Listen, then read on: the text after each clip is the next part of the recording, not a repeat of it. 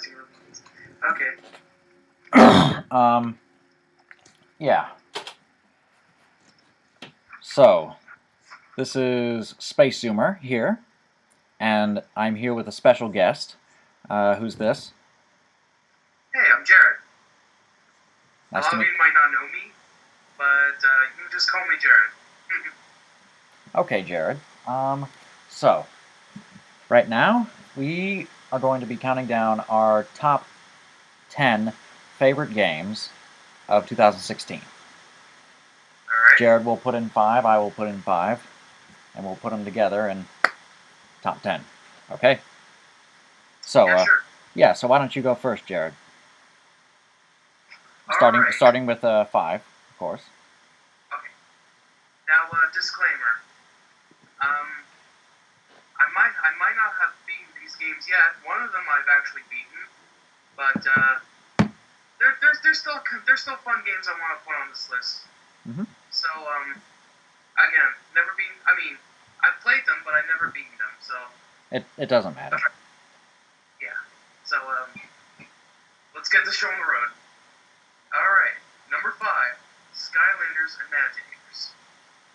Now, you may Spyro fans kind of hate Skylanders, but let me tell you, I played one of the Spyro games, and I still like Skylanders.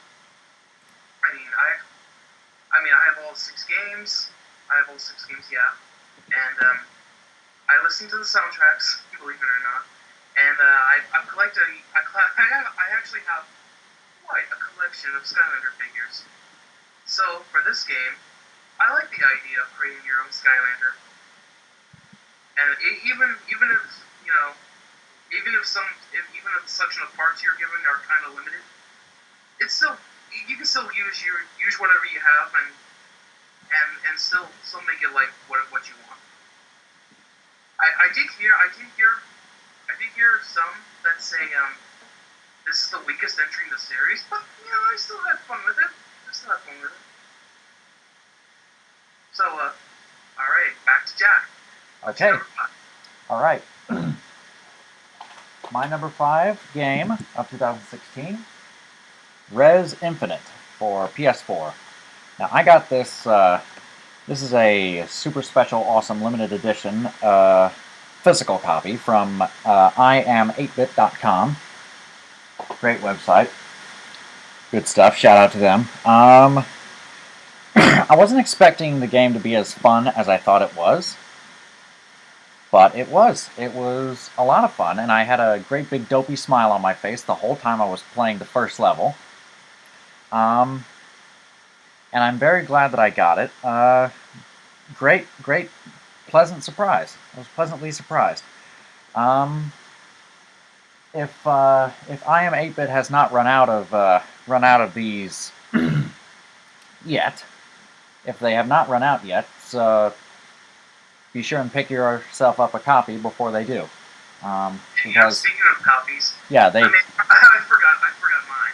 I still have some of them I downloaded. Some games on my list are downloaded, but 3 of those games I have a physical copy. Doesn't matter. Anyway, what's your number 4, Jared?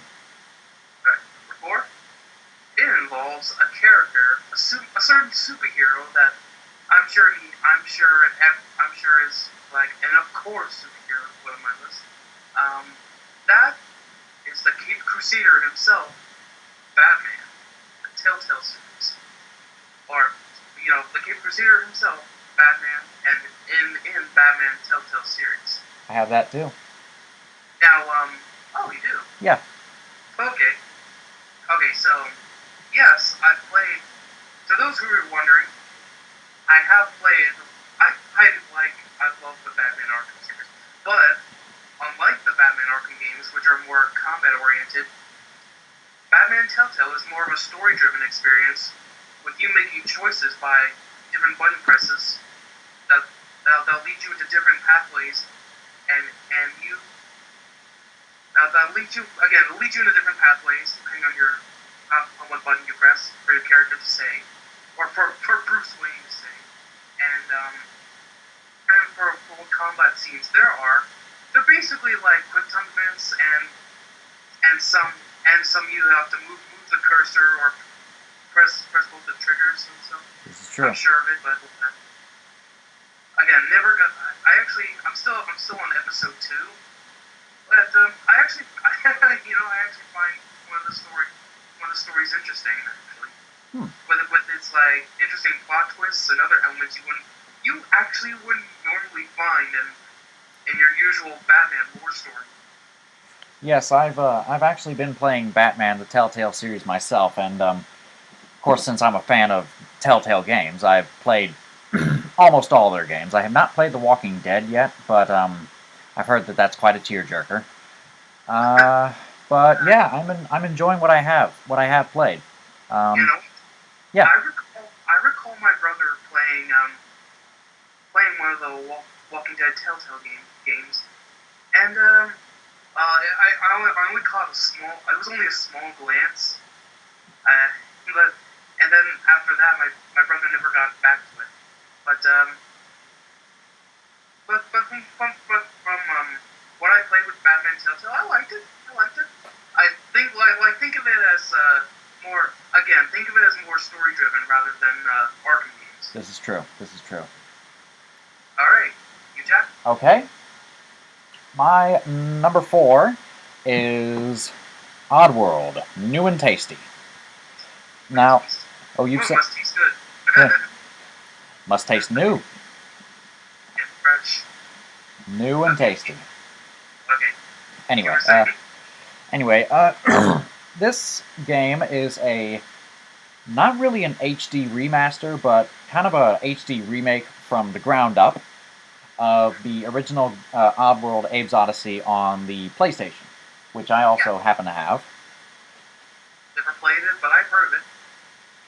It's amazing. It's absolutely amazing. One of the classics.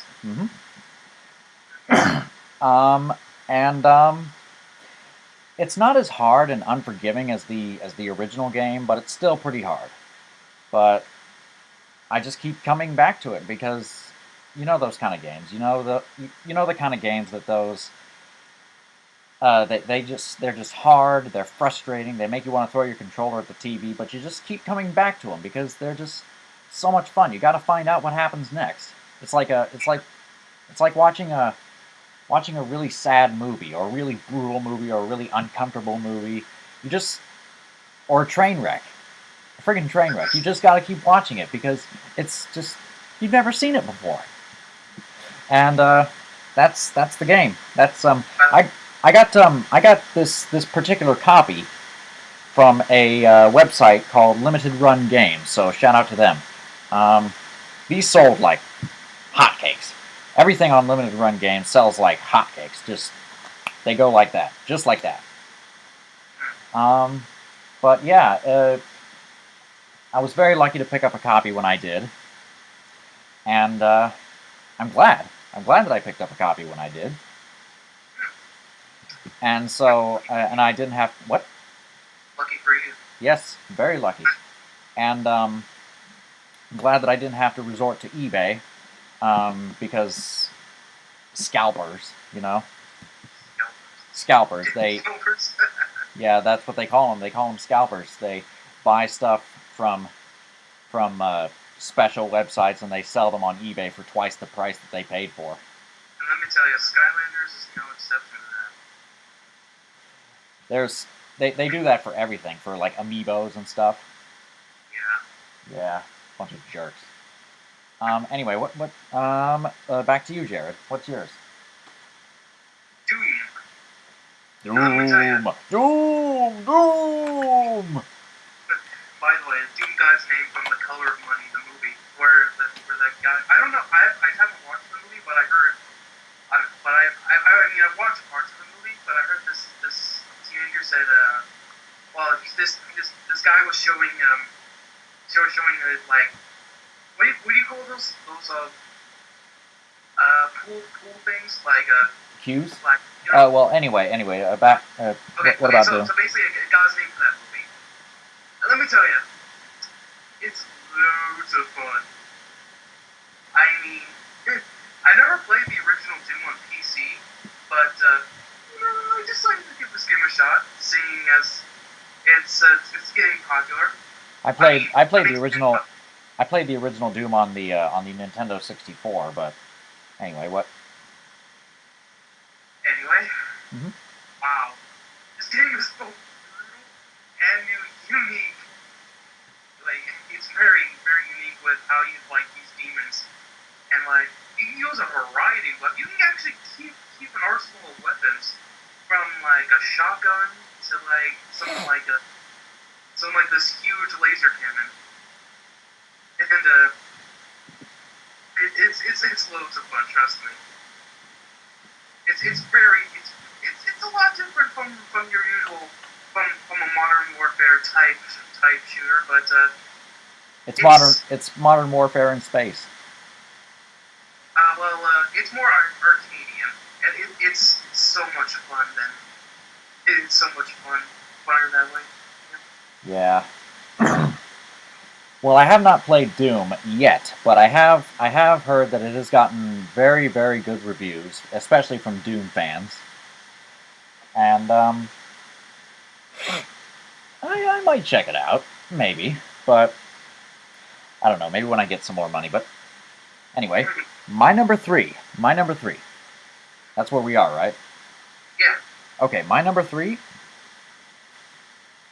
Dark Souls 3 on the PlayStation 4. good stuff. Yes. Good hard stuff. Yes, very hard. Very fun, but very hard hack and slash. So, I usually sometimes play it when I want to blow off some steam, when I'm like really, really angry and I want to like crush something, and so I just go to Dark Souls 3 and start mashing the buttons, and I'm like, oh, oh, oh. It's like I'm playing an arcade, like an arcade cabinet. I always bash on the arcade, but um, yeah, Dark Souls 3. I did a review. I got a neat little custom cover from Namco Bandai's website, and I did a review of it, which you can see on my channel.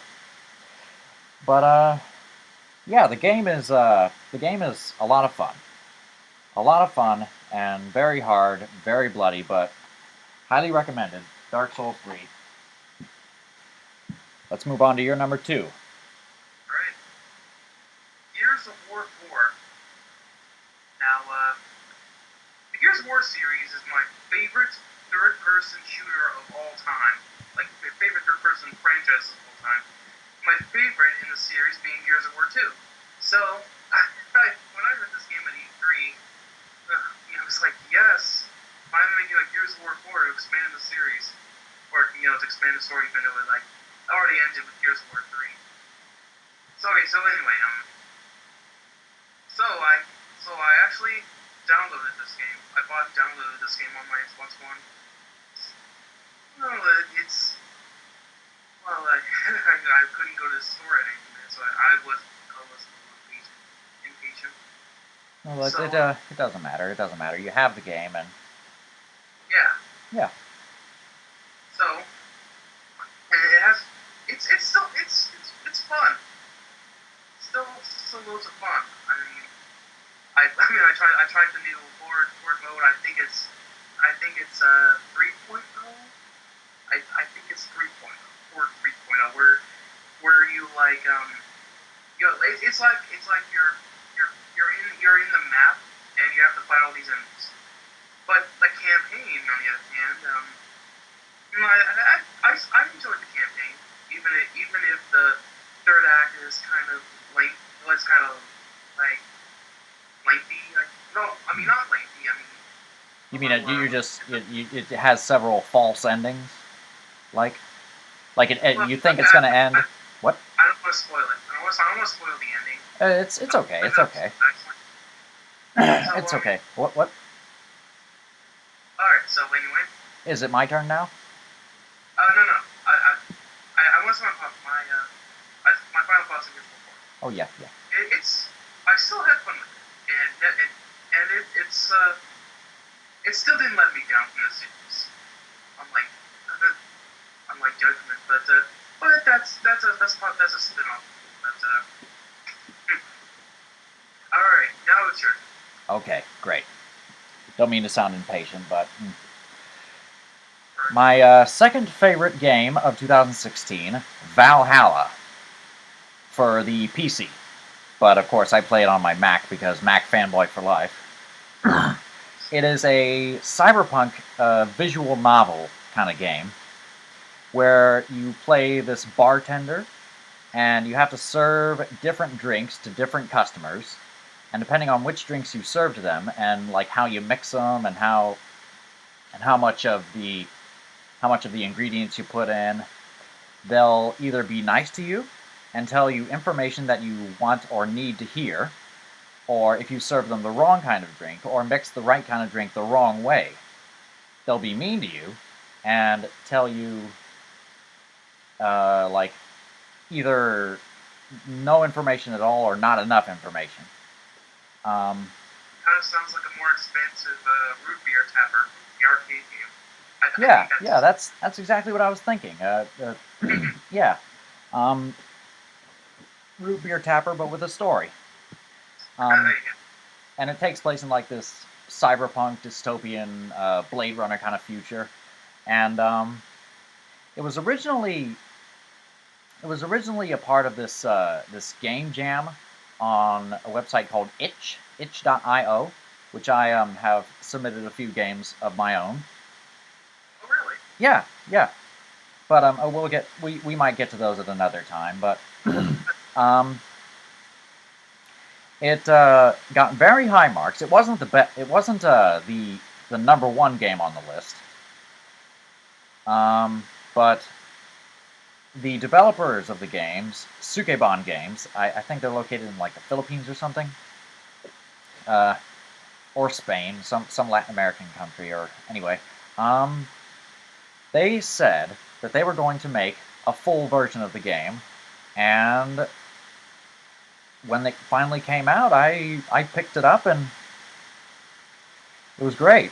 It was it was a lot of fun. I have a lot of fun mixing the drinks, and sometimes I make mistakes and mix the wrong drink, and I'm like, oh, I shouldn't have done that. Oh, now he's gonna be mean to me. Oh no, Imagine oh no. that in an actual bar. Oh man, I don't even want to. Oh man. I worked at a grocery store, and I never want to work at a bar. I just too much. But anyway, the developer is currently developing porting it to the PlayStation Vita, which I just cannot wait for, because the Vita does not get enough love. It really doesn't. I'm a huge fan of the Vita, and but anyway, Valhalla, cyberpunk bartending action, good stuff. Your turn. Number Speaking one. of which, I have a Vita. Oh, great. So number one, Batman Return to Arkham, and this is another Batman game. But here's the thing, I'm mostly gonna talk about the remastered sequel, Return to Arkham City. I like that game more because, I like the sequel more because of its refined combat, larger open world, loads of side quests and Riddler trophies you can find, and a much bigger story. So, yeah, I'm glad to say that even if you're not a fan of Batman, you'll still enjoy the combat and the stealth tactics the stealth gameplay for what it is. You'll still have loads of fun, even if you're not a fan of superheroes anyway.